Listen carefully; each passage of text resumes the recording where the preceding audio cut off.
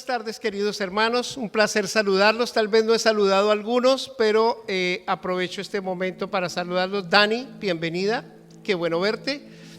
Me encanta cuando una persona cumple su palabra, me encanta, y esa persona ya sabe por qué lo estoy diciendo. En el nombre de Jesús los bendigo y doy un saludo cordial también a los hermanos que nos siguen por las redes sociales, los amigos. Y quiero pedirle un favor: si usted se ha sentido bendecido, usted va a ser bendecido en esta tarde, por favor compártanos el Facebook, el YouTube, Twitter. Estamos allí porque son herramientas que Dios nos ha dado para desarrollar el reino de Dios. Amén. Yo quiero, antes de ir a la palabra, que usted haga algo y le eche su mano sobre el hombro de su esposo o de su esposa, y si está solo, alguien ore por una persona para que usted reciba la palabra de Dios, para que usted pueda percibir lo que Dios tiene para usted, hermano. Si quiere, párese de su asiento, hermana, y ame a su esposo, allá que lo ve cada semana. Entonces aproveche hoy, claro, aproveche hoy y ámelo. Y bendiga a esa persona, es parte de usted, hermano. Dice la Escritura que ya no somos más dos, sino que somos uno. Y nosotros somos el cuerpo de Cristo, la iglesia, hermanos. La iglesia somos uno. En esa diversidad que somos todos diferentes, pero somos uno. Padre amado, te doy las gracias por mis hermanos, tu pueblo. Señor bendito, que hoy, Padre Santo, tú hables a sus corazones, a nuestros corazones, Señor. Salgamos bendecidos de aquí por tu palabra. Salgamos, Señor, animados por tu presencia, Espíritu Santo de Dios. Y llevemos a cabo, Señor, esa buena obra que usted ya ha preparado para cada uno de nosotros, porque te lo pedimos en el nombre de Jesús. Amén. Amén. Dios lo bendiga, mi hermano. Bien, seguimos con nuestra quinta entrega acerca de las resoluciones, y quisiera hacer un breve repaso porque ha sido un poquito, no he podido hacerlo semanalmente, pero en este año queremos, en este primer semestre queremos terminar con esas resoluciones. Dijimos que eran 7 resoluciones o 7 decisiones que usted y yo deberíamos tomar. Para esto utilizamos el libro a los Hebreos. Si usted quiere, use su Biblia, por favor. Libro a los Hebreos, ábrala en el capítulo 6 que nos corresponde hoy. Vamos a estar en Hebreos 6 del 1 al 3, pero como digo, quisiera ir un poquito atrás para que usted recuerde, para los que no han venido, quizás no han recordado el propósito.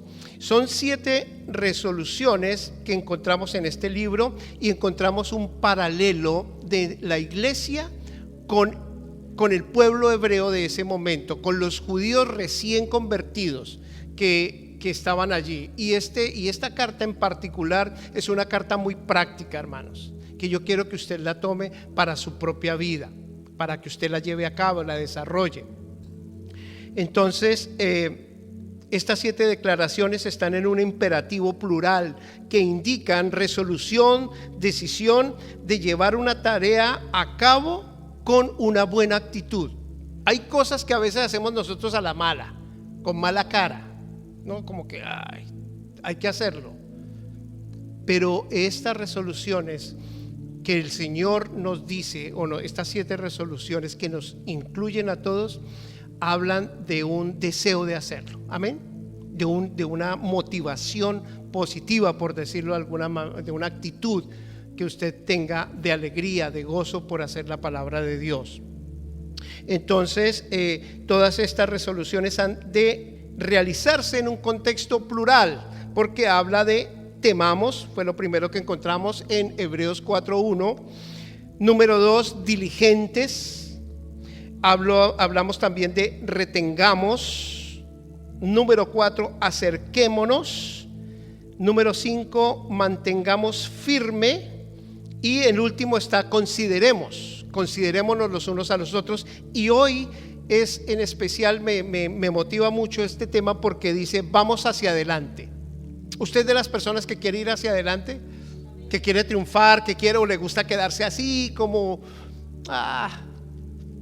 cool, tranquilo, pasivo, pues yo le pido en el nombre del Señor que usted sea esa persona que desea ir hacia adelante, no solo en su vida personal, sino en las cosas de Dios, para que usted pueda progresar en la vida cristiana, mis hermanos.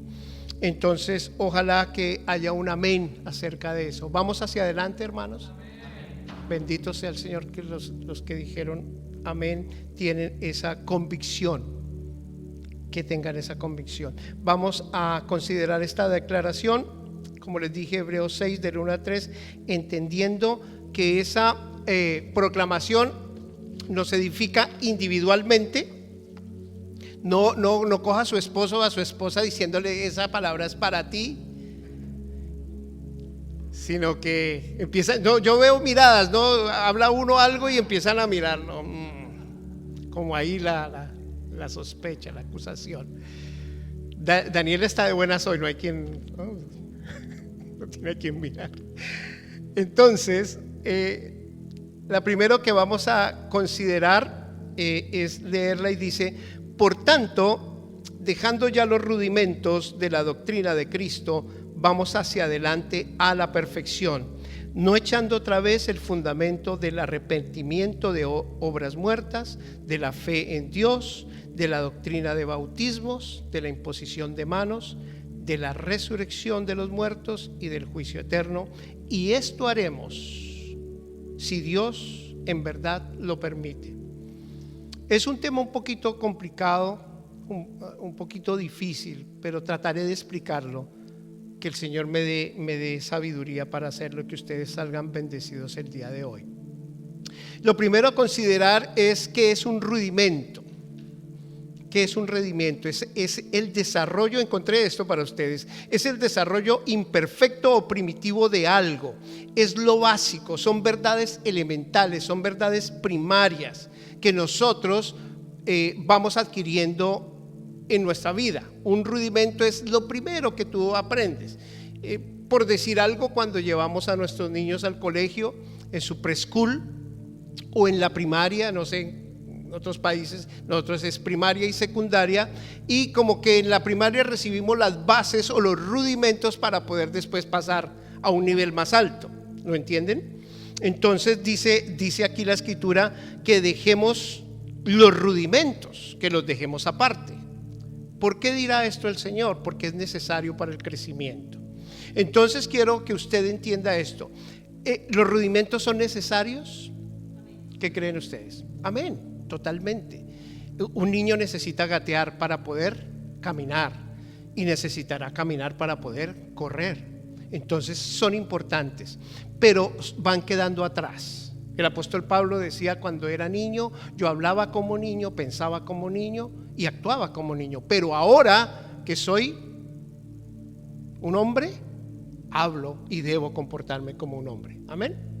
Entonces, esta verdad la encontramos aquí en Hebreos 5:12. Si quieren ahí mismo, pues la pueden leer un par de versículos atrás. Dice: porque debiendo ser ya maestros después de tanto tiempo, tenéis necesidad de que se os vuelva a enseñar cuáles son los primeros rudimentos de la palabra de Dios, y habéis llegado a ser tales que tenéis necesidad de leche.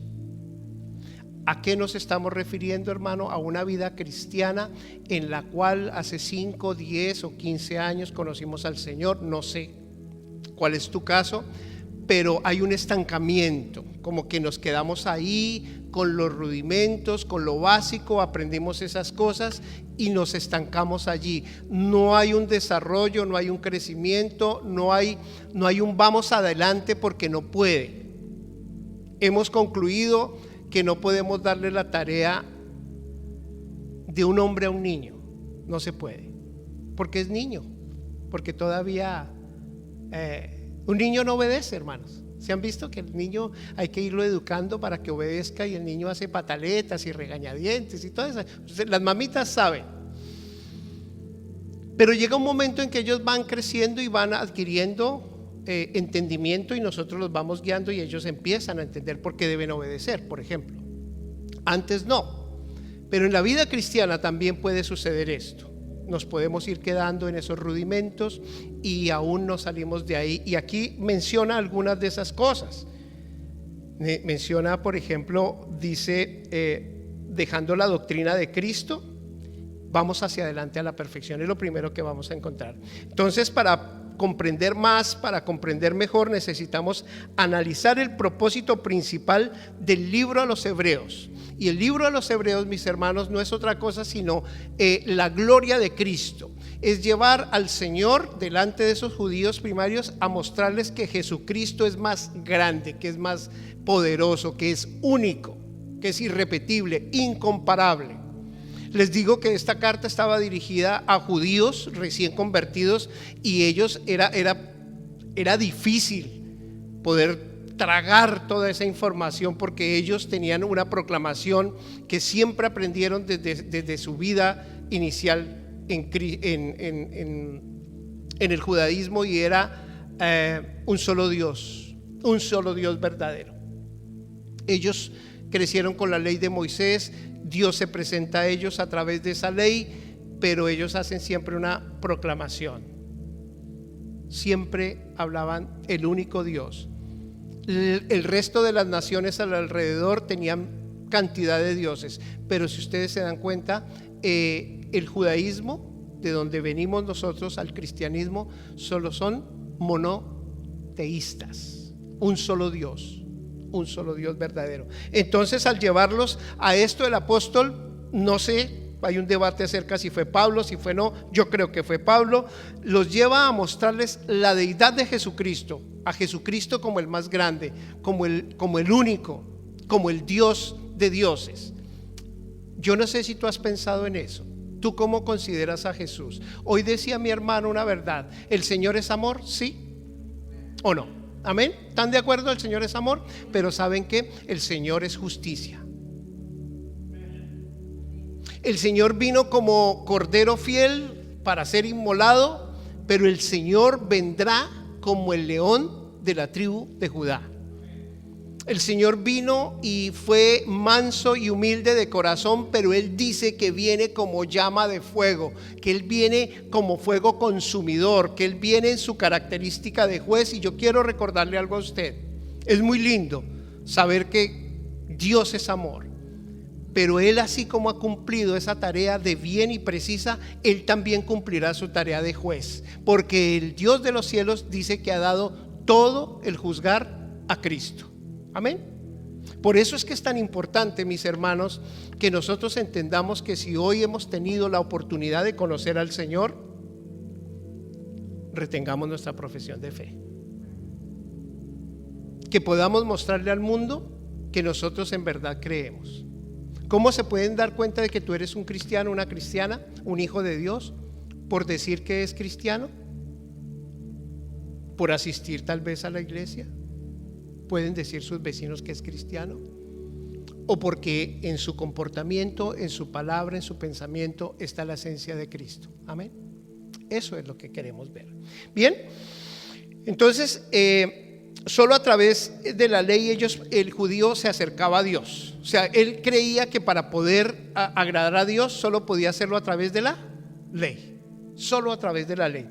Ordenanzas, ritos, etcétera. Una rigurosa obediencia al Señor. Abandonar esto sería muy difícil, pero recordemos que por las obras ningún ser humano será justificado.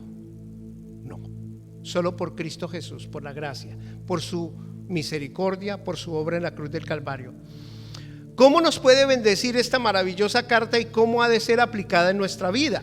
Pues hoy veremos con la ayuda de Dios que no podemos echar el fundamento otra vez. El fundamento de tu vida ya fue echado. Amén. Ya fue echado. Tú trabajas en Foundation, ¿sí o no, hermano? Cuando me dijiste hoy que iban a hacer una remodelación, me dijo, o sea, van a cambiar todo. Empezaron desde abajo, o sea, no simplemente tiraron las paredes y construyeron, sino que van a hacer algo más grande, algo mejor, me imagino, algo nuevo. Y echaron el fundamento, ¿sí o no?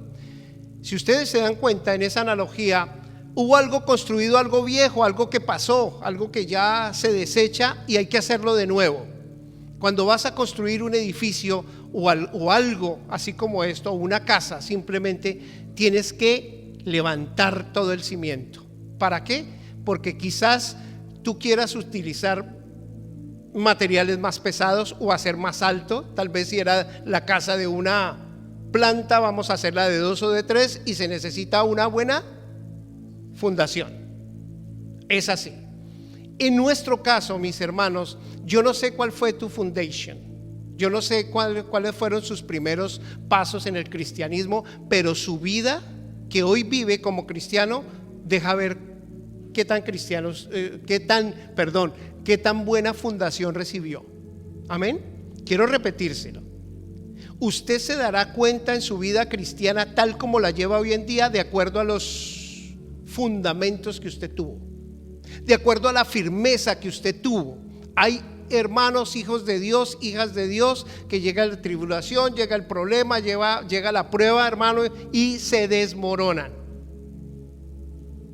Y con esto no estoy diciendo que usted o yo no suframos, porque vamos a sufrir, vamos a pasar por prueba, pero nosotros somos levantados en el poder ¿de quién? Gracias, hermano. En el poder de Cristo Jesús, en el poder del Espíritu Santo. Si usted no tiene una buena fundación, hermano, hermana, ojalá que hoy sea usted bendecido. Bien, lo primero que vemos y dice el Señor es el arrepentimiento de obras muertas. Mírelo usted ahí en el versículo 1 del capítulo 6. Dice el arrepentimiento de obras muertas. Todos tuvimos en el pasado obras muertas o que conducían a la muerte. ¿Qué quiere decir eso? Que nosotros estábamos, ¿qué? Dice la Escritura, muertos en delitos y pecados. Esa era nuestra vida. Todo lo que hacíamos, ¿hacia dónde convergía? ¿Hacia dónde iba? A la muerte, a la muerte. Usted me puede decir, no, pero yo era buena gente, yo era buena onda, yo era buen chacho, yo era buen amigo o era buena hija, etcétera. Pero quiero decirle que nada de eso fuera de Cristo sirve. Amén. Nada de eso sirve. Porque el Señor se atreve a decirnos en el Antiguo Testamento que las obras de nosotros, nuestra justicia, son trapos de inmundicia para Él. Entonces no vale el que usted sea buena gente o que haya sido buena persona. Hay cristianos que han crecido en una iglesia, en una familia, como hijos de Dios, cristianos, y piensan que quizás Dios no tiene mucho trabajo que hacer, no le cuesta casi nada, porque yo casi vuelo, casi soy un ángel. En cambio mi vecino sí, no, ese nunca era católico y ese no. No, el Señor tiene que hacer lo mismo con todos, hermano. ¿Estamos en Cristo o no estamos en Cristo? ¿Estamos en la oscuridad o estamos en la luz? Amén. Todos, absolutamente todos.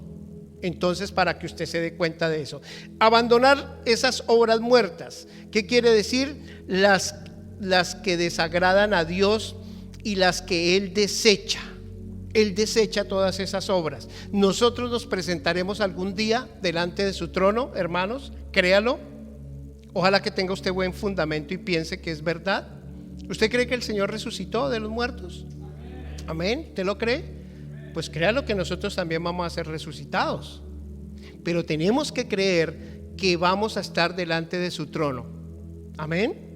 Vamos a estar delante de Él. Imagínense que Juan, el apóstol amado, el que estaba recostado en su pecho, ¿y recuerdan de Juan? Era el amiguito más cercano de él, hermoso, me imagino ese amor tan especial. Estaban los 12 apóstoles, pero Juan era algo especial, dice el discípulo amado. Y él en Apocalipsis, cuando habla del Señor, cuando lo vuelve a ver, dice que cayó como muerto. No pudo resistir, cayó como muerto cuando vio al Jesús que ahora va a venir en gloria. Amén. Y eso que era el más cercano, el amigo de amigo, así, el amigazo. Pero él cae rendido a sus pies. En Apocalipsis lo encuentran. Uno, ¿por qué razón? Porque no podía resistir el poder de él, su presencia. Las obras buenas son aquellas que están de acuerdo a su voluntad, entiéndase, hechas en el Espíritu, y las que son hechas en nuestra humanidad, o sea, en nuestra carne, las cuales no pueden, por sublimes que sean, agradar a Dios. No pueden agradar a Dios. Yo quiero que me acompañen a Efesios 2, del 8 al 10. Y dice la Escritura, si quieren búsquela, Efesios 2 del 8 al 10. Somos creados en Cristo, ¿para qué? Alguien que le pase una Biblia a mis hermanitos que están atrás y no tienen, o la pusieron ya, genial. Somos creados en Cristo para buenas obras, las cuales Dios preparó. Por favor, lean conmigo.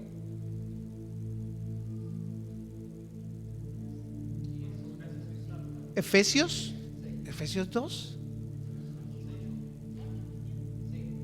¿Estoy equivocado? Siga, por favor. No por obras para que nadie se gloríe. Ya, porque somos hechura suya. 2:10, creados en Cristo Jesús para buenas obras, las cuales, ¿quién las preparó? ¿Usted o yo? Él las preparó de antemano para que anduviéramos en ellas. Hay gente que hace buenas obras, ¿sí o no? En este mundo hay gente que regala plata, hermano. Hay gente que ayuda a los pobres, gente que no puede ver a otra persona en la intemperie y le ayuda, ¿sí o no? Pero la pregunta es, ¿esas obras agradan al Señor? Si están fuera de su voluntad, ojo, porque para una buena obra debe tener 3 elementos. 1, que sea hecha en su voluntad. 2, que traiga gloria a su nombre.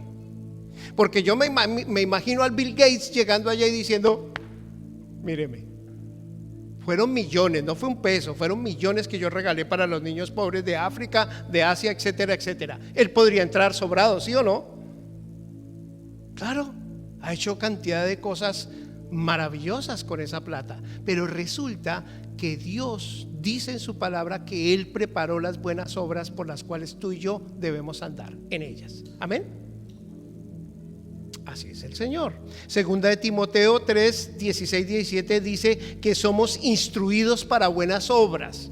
Y ahí es donde quiero decirle a usted, mi hermano, usted ha sido instruido por el Señor, usted está siendo instruido, está siendo capacitado. Si yo te preguntara hoy, ¿tú tienes a alguien a quien estás capacitando?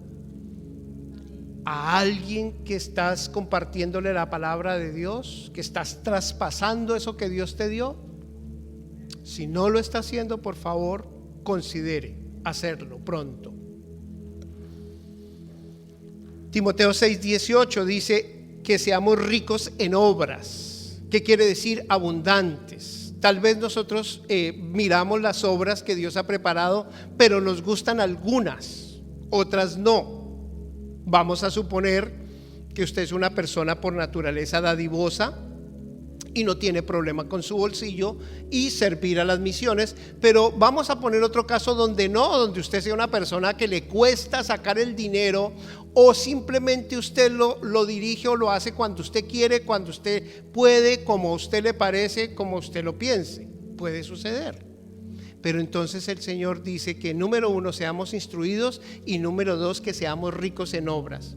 Hay una cosa en la iglesia, mis hermanos, como les dije, Cristo tiene que estar a la cabeza. ¿Está usted de acuerdo? ¿Tiene ese fundamento? ¿Sí o no? Diga amén. Entonces, si tiene ese fundamento, acuérdese que Dios, Cristo Jesús, es el que dirige nuestras obras. ¿A través de quién? El Espíritu Santo de Dios. ¿Y dónde habita el Espíritu Santo de Dios? En cada uno de nosotros, que nos llamamos iglesia. Entonces la iglesia es un cuerpo, mis hermanos. No, usted no es una rueda suelta que hace obras por su justicia. Hubo aquí una vez cuando recién empezábamos la iglesia, y quiero apartarme un poquito para contarles algo, y teníamos un debate. Queríamos compartir la palabra de Dios, pero aún no estábamos preparados muy bien, aún no conocíamos mucho, estábamos en ese proceso de empezar. Y un hermano muy querido dijo: yo no sé ustedes, estábamos sentados y dijo: yo no sé ustedes, pero yo me voy a predicar, yo voy a hacer esta obra. Y sonaba bien, porque tenemos que predicar la palabra de Dios, ¿sí o no? Él utilizó un versículo bíblico y dijo, aquí está el fundamento, hermano. Entonces, ustedes quédense ahí orando, quédense ahí haciendo que yo voy a predicar. Pero se nos olvidó algo y lo aprendimos con el corto tiempo, no dio fruto, eso no dio fruto y se nos hizo extraño, ¿no? Pero había un fundamento por encima que se nos había olvidado. ¿Y saben qué es, hermano? Que nosotros somos un cuerpo, amén. Usted puede hacer lo que usted se le antoje y decir, no, pero es que Dios ahí dice en su palabra que hay que hacer esto. Pero digo yo, ¿será que mi mano puede moverse a su antojo? ¿O mi pie? ¿Se imagina usted estar yo aquí? Hay gente que tiene eso, el tic. Hay un problema en el cuerpo, ¿sí o no? Tienen que reaccionar por la cabeza. Mi cuerpo reacciona por las motivaciones de mi cerebro, lo que yo hago, lo que pienso, pues así acciono para caminar, para dar paso por paso. Yo tengo que hacerlo de esa manera. Entonces, nunca olvide, hermano, y que tenga usted ese fundamento, que las cosas que usted haga para Dios, las que Dios preparó de antemano, deben ser hechas en el contexto de iglesia. Amén. Amén. Esas son algunas de las obras muertas de la fe en Dios. Y esa es una pregunta bien un poco difícil, ¿no? Porque podríamos decir, uy, pastor, ¿usted está diciendo entonces que nos olvidemos de la fe en Dios? Y no.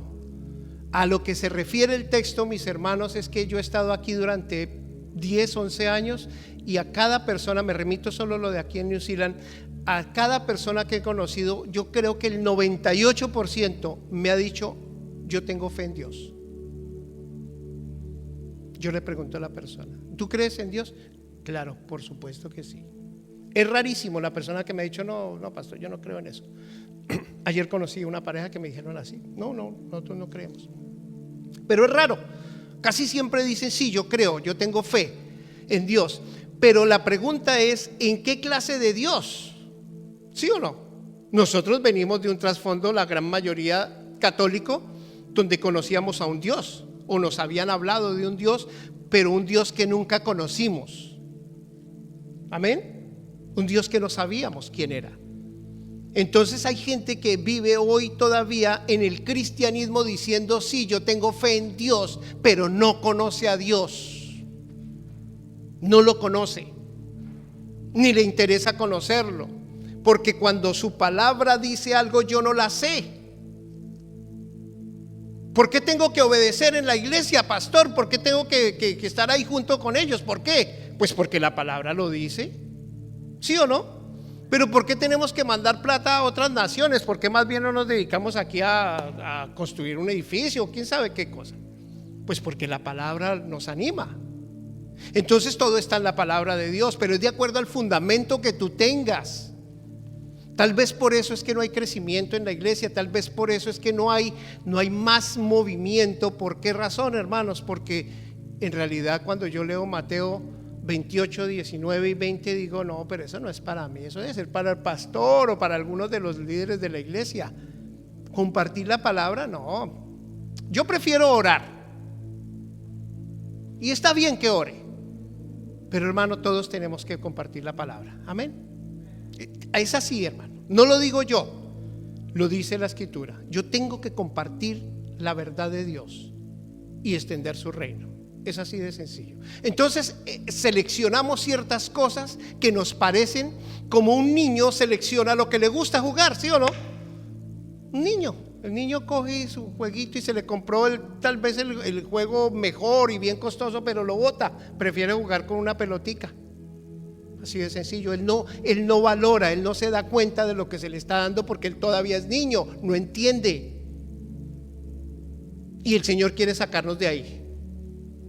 Quiere sacarnos de quedarnos en la fe. ¿Cree en Dios? Sí, yo creo en Dios. Entonces estamos hablando de un rudimiento que, si bien es cierto, creer en Dios no puede transformarnos.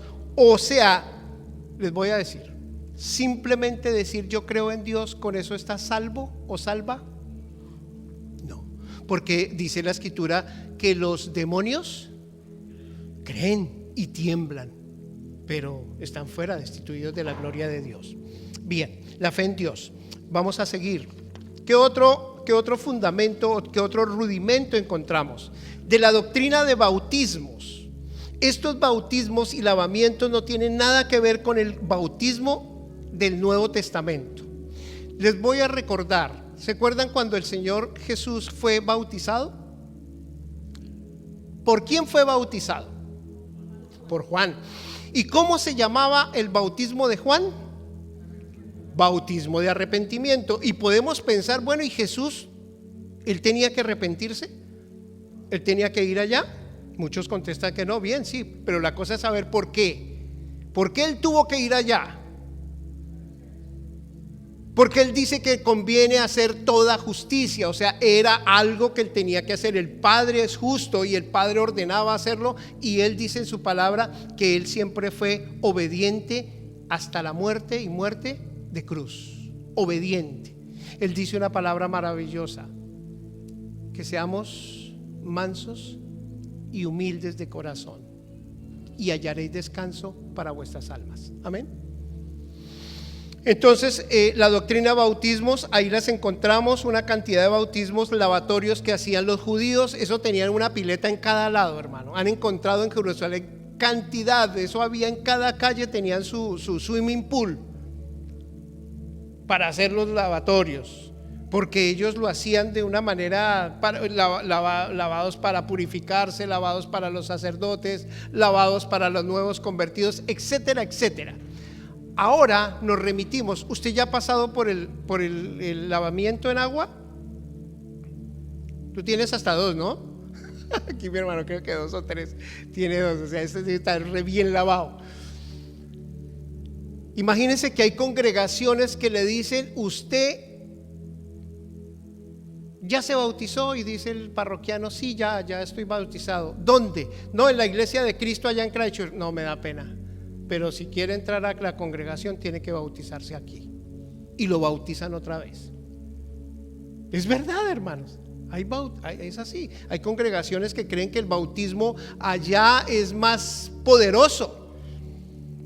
Tenemos otras complicaciones. Por ejemplo, cuando vamos a bautizar, hay gente en algunas congregaciones, aquí no, gracias a Dios, donde tienen problemas si es en la piscina, si es en el mar, si es en agua corriente, y si no, no sirve. Y todo esa cantidad de problemas, hermano, como niños, dándole un énfasis al bautismo, como si fuera simplemente el bautismo todo lo que hace que usted sea salvo o sea salva. Amén. Yo quisiera preguntarles: ¿el bautismo salva? ¿Quién salva? Pero entonces hay que bautizarse, ¿sí o no? Claro que sí, tenemos que bautizarnos. Hemos creído en el Señor, conviene que hagamos toda justicia. Amén. Sigamos sus pisadas. Entonces dejemos esos rudimentos bautismales. De la imposición de manos. En el Antiguo Testamento se utilizaba el ritual en el que el hombre traía un animal, colocaba su mano sobre su cabeza y se identificaba con él en los pecados. Eso hacían, llevaban un animalito y llevaban otro. Llevaban 2, de hecho. El uno era para sacrificar y el otro era para dejarlo ir, para soltarlo en el desierto. Y ese que se iba solito se llevaba todos los pecados, hermano. Ese era el que le iba mal. Lo dejaban que se perdiera en el desierto y obviamente iba a morir. Y así era la forma de expiar los pecados. Hoy en día también se le da un sobreénfasis a la imposición de manos, pero Pablo le dice a su discípulo Timoteo, por ejemplo, dice que no impongas las manos con ligereza. O sea, que eso no se convierta como en un ritualismo. Yo vengo de una congregación pentecostal, hermosos mis hermanos pentecostales, muy lindos, pero allá todo era imposición de manos, todo era imposición. Se convirtió como en vez de ser algo especial, en un hábito.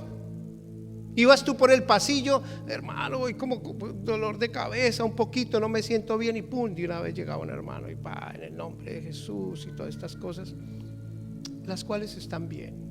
Pero quiero decirle, no nos salgamos de lo que Dios está mandando, de lo que Dios está ordenando, para que nos convertamos en esa clase de ritualismo. Yo te pregunto, ¿será que Dios nos sana si no te imponen las manos? ¿Perdón? ¿Será que si oramos aquí sana? ¿Cierto? No necesariamente tengo que imponerle las manos. De hecho, en la escritura encontramos a un centurión romano que se acerca y se encuentra con el Señor y le dice: mi siervo está enfermo, Señor. Y él le dice, el Señor: vamos a tu casa. Y dice: no, Señor, no se preocupe, yo soy un hombre bajo autoridad y tengo a mis soldados que le digo a este vaya y él va, y le digo a este venga y él viene. Y el Señor le responde: nunca había visto tal fe en Israel. Se lo dice a un romano. Porque él le dijo: Señor, no hay necesidad, no soy digno de que entres en mi casa, pero una palabra tuya bastará para sanarle. Amén. Entonces tenemos que tener fe, hermano. No es que tengo a mi hermana, mi mamá está al otro lado del mar, entonces no, ni modos. No, hermanos, leamos la palabra de Dios y tengamos fe que Dios es potestativo y puede hacerlo. Amén. Por eso oramos. Habrá momentos en que hay que poner las manos. Sí, el Señor nos guiará para esos momentos. De hecho, la escritura en Hechos de los Apóstoles habla que la imposición de manos casi siempre en el Nuevo Testamento era para impartir autoridad, era para comisionar a alguien para el trabajo de Dios. Aquí lo hemos hecho, aquí hemos hecho ese acto para consagrar a alguien para el servicio. Amén. Para que la iglesia lo reconozca o la reconozca y vaya a servir. Ese es un acto de fe. Amén. A eso se refiere de la imposición de manos. Pero ahora dice la escritura, Hebreos 6, vamos a la perfección. Vamos hacia la perfección de la resurrección de los muertos. Los judíos tenían claro acerca de la resurrección de los muertos, los saduceos no, ellos no creían en la resurrección. Y hay una declaración hecha por Marta que yo quiero que leamos en el libro de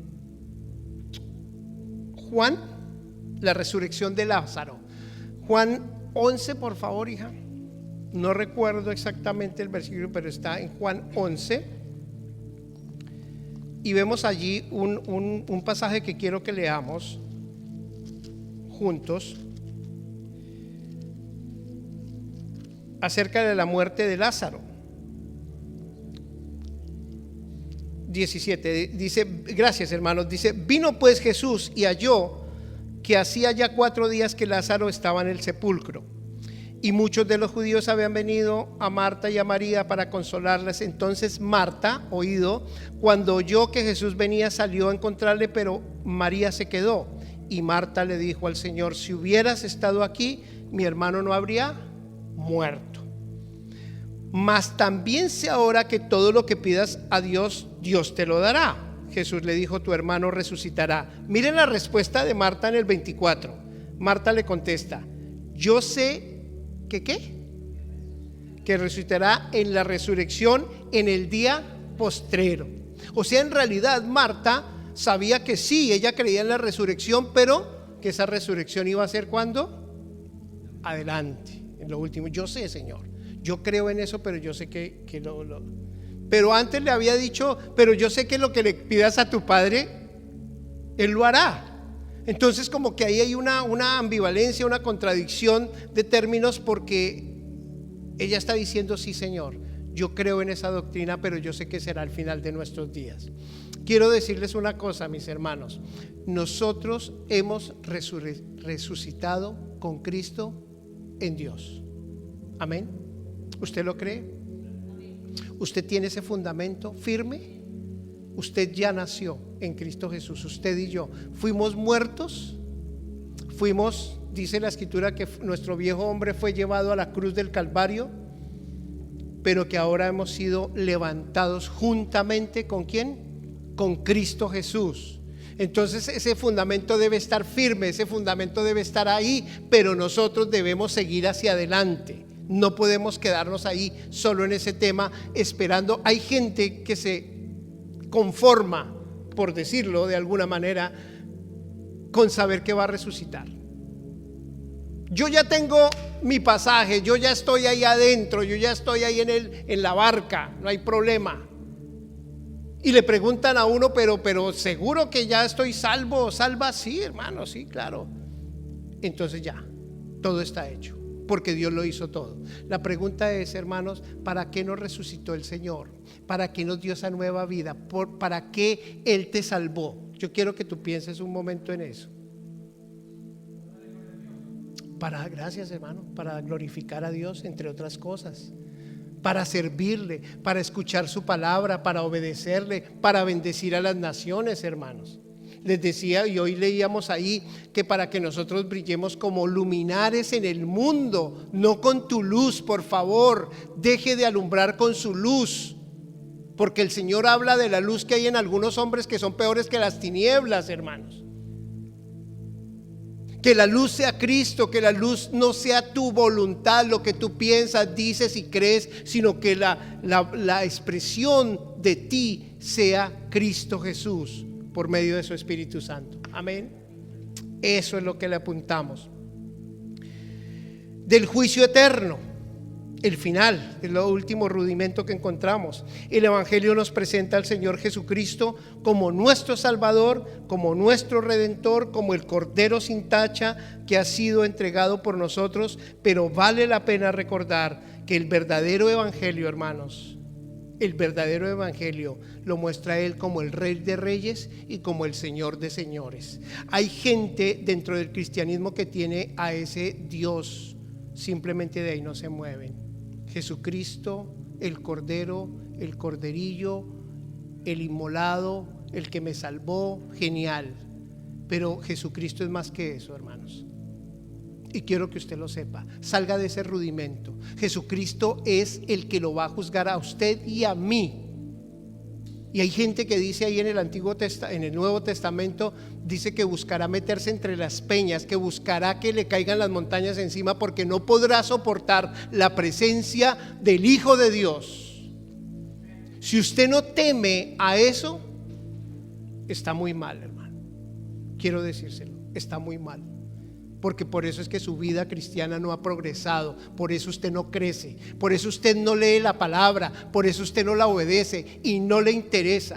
Eso es lo que pasa, hermanos. Si usted tuviera fe verdadera en Cristo Jesús, Él dice que el que me ama a mí, amará mi palabra.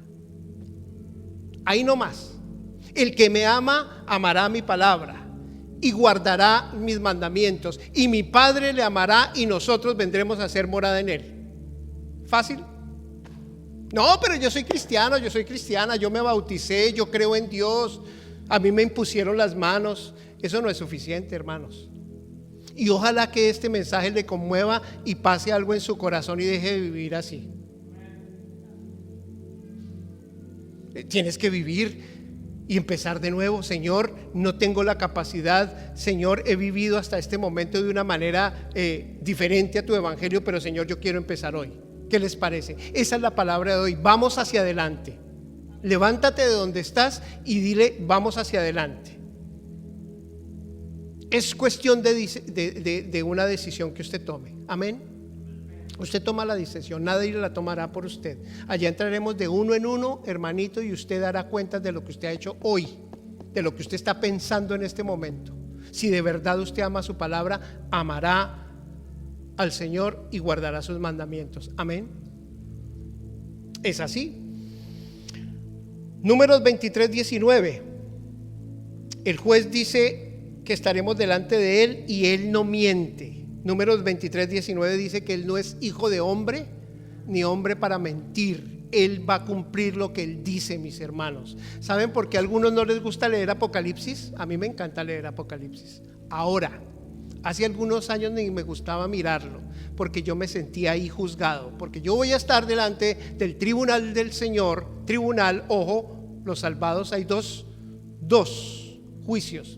Uno es para los impíos, el gran trono blanco, es decir, final no va más, allá simplemente serán condenados. Ese es un juicio para condenación. Usted y yo, si hemos creído, vamos a estar en el tribunal de Cristo. Aprenda eso, si no lo sabía. Pero dice la Escritura que si usted construyó con heno, con piedra, con madera, toda esa obra suya será probada por el fuego y será quemada. Es así de fácil. Pero el que construyó con piedras preciosas, con plata y oro, dice que ese fuego las probará y las purificará. Amén.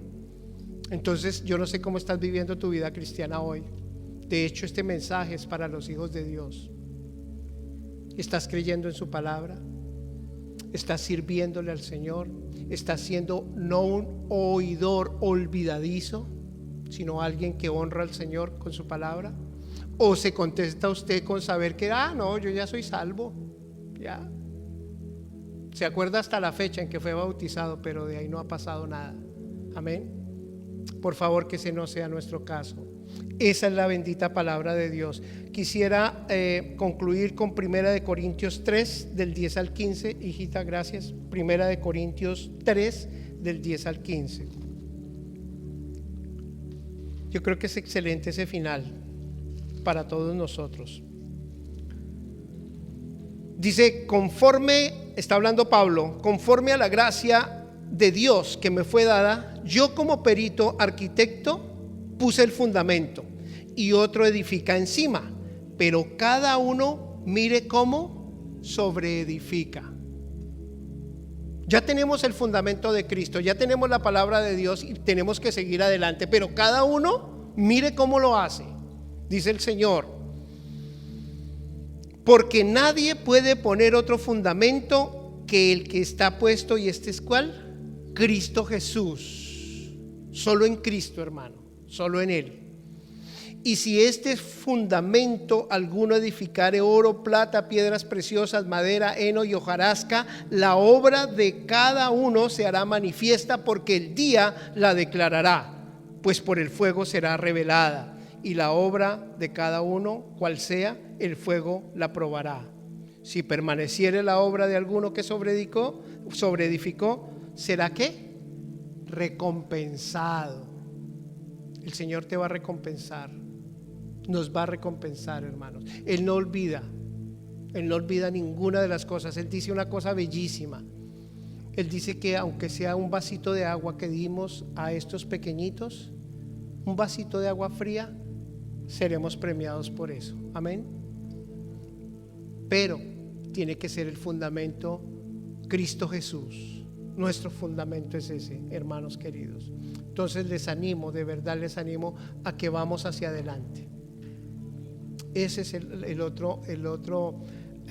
la otra palabra que tenemos para este año. Vamos hacia adelante. Esa es otra resolución. Sigamos adelante, no se desanime.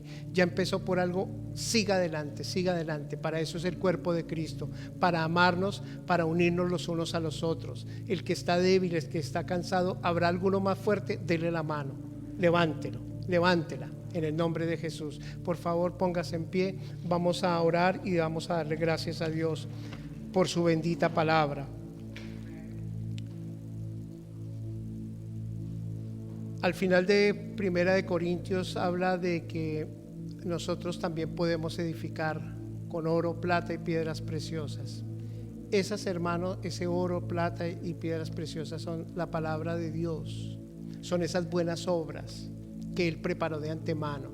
Yo quiero construir con ellas, hermanos. No sea mi buena voluntad, no sea lo que yo piense, sino lo que Dios quiere. Amén. Entonces, por favor, en el nombre de Jesús, en el nombre de Jesús te damos gracias, Señor. Si hemos quedado un poquito estancados en el camino, si nos hemos puesto a considerar solo nuestra vida, nuestras necesidades, lo que pasa a nuestro alrededor, o podemos seguir adelante. De hecho, tú nos invitas a seguir adelante, puesto los ojos en Jesús, el autor y consumador de la fe. Señor, que esta tu iglesia sea esa iglesia, Señor, esa iglesia que construye, que sobreedifica sobre el fundamento firme que es la roca, Cristo Jesús. Cristo, mi Señor, mi Salvador. Me glorío en ti, mi Señor, y de verdad quiero estar delante de ti algún día con mis hermanos, Señor.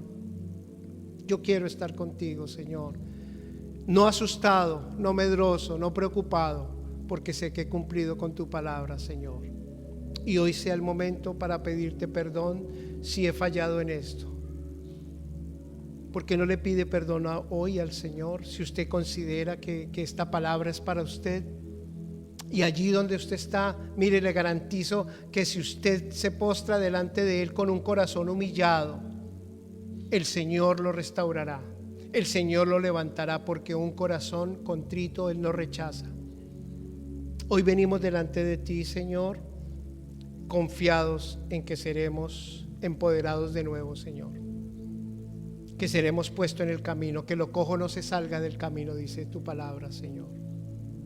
Si, Señor, por el contrario hemos querido o creído estar firmes, Señor, ayúdanos a mirar si esa firmeza es la roca que es Cristo Jesús. Si ese fundamento es Cristo Jesús, entonces podremos edificar nuestra casa sobre la roca. Te doy las gracias y te bendigo. Bendigo tu iglesia y a todo aquel que nos está viendo ahora, en el nombre de Jesús. Amén. Amén. Que Dios los bendiga, mis amados. Gracias, Señor.